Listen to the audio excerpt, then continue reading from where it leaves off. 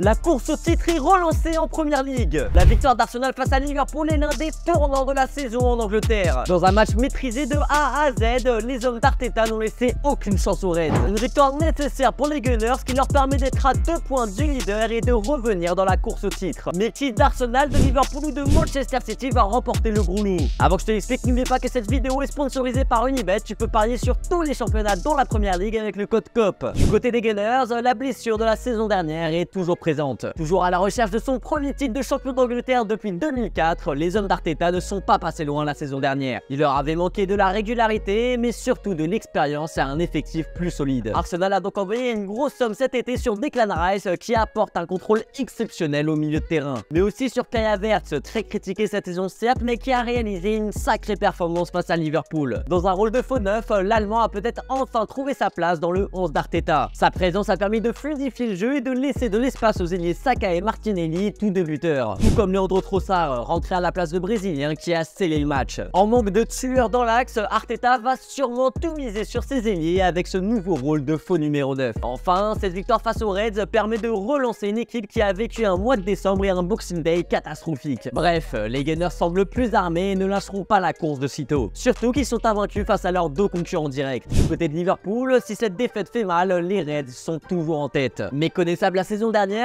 l'équipe de Jürgen Klopp avait besoin de relancer un nouveau cycle. C'est chose faite pour l'Allemand qui a rebâti et s'est réinventé. Cette saison, Liverpool c'est un effectif très fourni et complémentaire qui permet de faire tourner sans perdre en qualité. Au milieu, McAllister, Endo, Jones, Szoboszlai, Elliott et Gravenberch se partagent les minutes. Et en attaque, Mohamed Salah reste indéboulonnable, mais Nunez, Diaz, Jota et Gakpo tournent entre eux. Une concurrence saine et efficace puisque tous ces joueurs sont à au moins 10 implications de but cette saison. Contrairement à la saison dernière, Salah n'est plus tout seul en attaque et est accompagné par des joueurs qui ont retrouvé leur confiance et leur marque. Tout comme Trent Alexander-Arnold qui s'est lui aussi bien relancé cette saison. Bon d'accord, son match à Arsenal a été catastrophique, mais sa saison elle est excellente. Replacé en latéral intérieur par Klopp et déresponsabilisé défensivement, son apport dans l'entrejeu est immense. Dans l'axe, le numéro 66 peut enfin exprimer l'étendue de ses qualités techniques et de son talent. Avec déjà 9 passes décisives en 23 journées à son compteur, l'anglais dans une forme olympique. Bref, Liverpool reste une équipe solide et très dure à bouger malgré cette défaite à l'Emirates Stadium. Et pour la dernière dose de Jürgen Klopp, les joueurs seront prêts à tout pour remporter le Graal. Mais malgré tout, l'effectif reste assez jeune et le milieu de terrain possède peu de valeur sûre. À voir donc si les Reds auront la faculté d'aller au bout. Et enfin, Manchester City ne doit évidemment jamais être enterré. Si les hommes de Pep Guardiola ont pris un petit peu de retard avec une première partie de saison difficile, ils ont su remonter la pente et revenir dans la compétition pour le titre. Et les Citizens ont surtout récupéré leurs blessés, car les absences de Stones en novembre et Rodri en décembre se sont clairement fait ressentir défensivement. Mais le retour qui change vraiment la donne, c'est celui de Kevin De Bruyne. Éloigné des terrains depuis août 2023, le Belge fait un bien fou depuis sa reprise. Entré face à Newcastle à la 70e minute, le Belge a évité la défaite des siens avec un but et une passe décisive incroyable. Et pour sa première titularisation depuis 6 mois face à Burnley, le numéro 17 a envoyé un vrai caviar à Alvarez. Bref, Kevin De Bruyne est clairement le game changer de Manchester City. Et il sera assurément le joueur clé de cette deuxième partie de saison des Citizens. Sans compter le retour du cyborg Erling Haaland qui devra retrouver son rythme de croisière. Même si on se doute que ça sera pas trop compliqué pour lui. À 5 points du leader Reds, Manchester City il y a 2 matchs de retard à jouer face à Brentford. Grâce à ses retours de taille, les hommes de Pep Guardiola pourraient remporter une nouvelle fois le titre de Première Ligue. Surtout qu'on connaît la faculté des Citizens à passer la seconde en deuxième partie de saison pour se montrer intraitables. Les hommes de Pep sont clairement favoris et ne feront sûrement aucun faux pas jusqu'en mai. Aux autres donc de s'adapter et d'éviter les erreurs. Et toi, qui tu vois remporter la Première Ligue cette saison? N'hésite pas à me le dire en commentaire.